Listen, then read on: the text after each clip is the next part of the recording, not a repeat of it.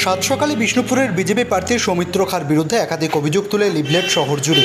Vote শুরুর আগে সকাল থেকে বিষ্ণুপুর শহরের বিভিন্ন প্রান্তে সৌমিত্র খাঁর বিরুদ্ধে একাধিক অভিযোগ তুলে লিফলেট পড়ে থাকতে দেখে স্থানীয় বাসিন্দারা। লিফলেটে সৌমিত্র খাঁর ছবি দিয়ে লেখা রয়েছে, খুনিকে ভোট দিতে চান প্রশ্নচিহ্ন।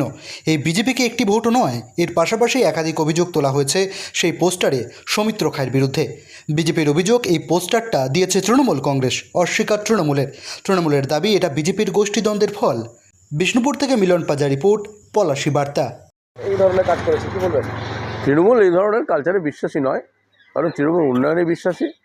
আর তৃণমূলকে এই রাজনীতি করার কোনো প্রয়োজন নেই, কারণ মানুষ উন্নয়নের দিকে ভোট দেওয়ার জন্য স্বতঃস্ফূর্তভাবে মানুষের সাড়া মিলছে, সেখানে মানুষ স্বতঃস্ফূর্তভাবে ভোট দেবে। তো সেখানে এই জাতীয় ব্যাপার, এটা ওদের নিজেদের কোন্দল, নিজেদের গোষ্ঠীদ্বন্দ্বের একটা প্রকাশ, এছাড়া আর কিছু নয়। দিব্যেন্দু ব্যানার্জি, শহর সভাপতি, বিষ্ণুপুর সাংগঠনিক জেলা তৃণমূল কংগ্রেস।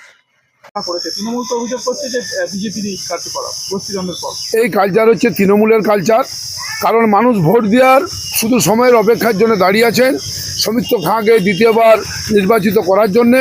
সেখানে তৃণমূলের নিজের পায়ের তলে মাটি নেই, তাই শেষ বেলায় তারা বিভিন্ন ধরনের অপপ্রচার করে সৌমিত্র খাঁকে আজকে হেয় করতে চাইছেন। আমরা এটা তীব্র ধিক্কার জানাচ্ছি।